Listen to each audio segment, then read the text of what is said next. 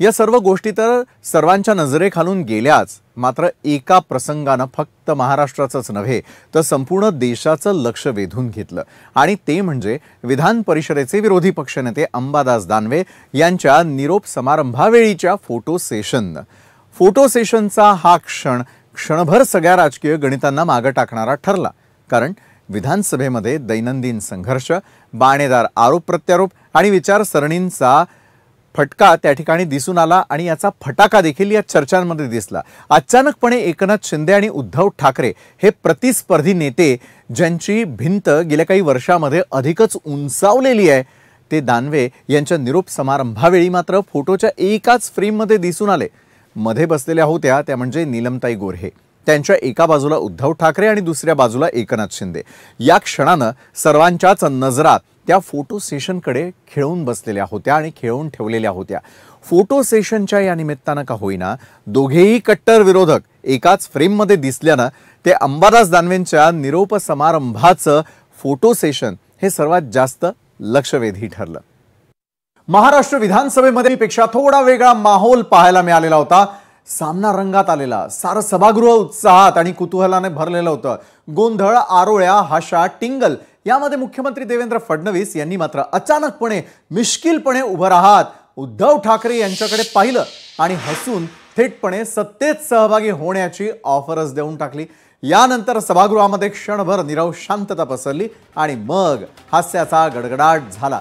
गेल्या काही काळामध्ये एकमेकांवरती तिखट टोमणे, आदळ आपट आणि आरोप प्रत्यारोप करणारे हे दोन नेते अचानकपणे मित्रासारखे संवाद साधताना पाहून अनेकांच्या नजरा एकमेकांवरती खेळल्या। ज्या हातामध्ये पूर्वी फटाक्यांचा दंड होता, त्या फटक्यांचा दंड होता, त्याच हातामध्ये आता मित्रतेचा हात पुढे आला की काय असा प्रश्न सर्वांच्या चेहऱ्यावरती उमटला। राज्याच्या राजकारणाचा पुढचा अध्याय नेमका काय असेल याचा तर्क सर्वजण लावत होते। ही खरंच नव्या मैत्रीची सुरुवात आहे की राजकीय डावपेचातील एक नवा फेरा, यावर उत्तर मिळणं कठीण जातंय।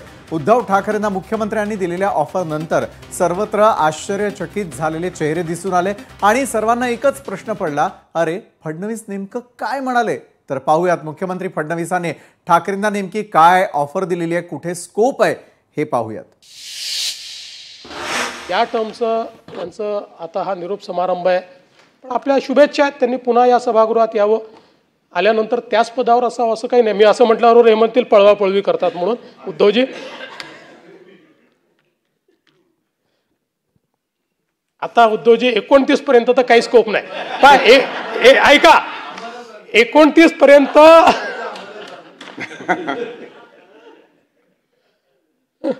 आम्हाला तिकडे याचा स्कोप उरला नाही। 29 तुम्हाला इकडे याचा स्कोप आता विचार करता येईल, म्हणजे त्याचा विचार आपण वेगळ्या पद्धतीने करू, पण आम्हाला तिकडे जायचा स्कोप हा काही या ठिकाणी उरलेला नाही।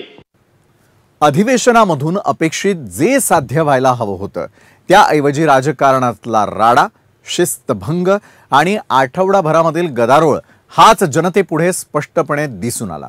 अर्थसंकल्पीय अधिवेशन असो की मग आत्ताच पार पडलेलं पावसाळी अधिवेशन, लोकांसाठी जीवनमूल्यांच्या मुद्द्यांवरती चर्चा होणं, समाधानकारक उत्तर मिळणं आणि महत्त्वाचे निर्णय घडणं अपेक्षित असतं।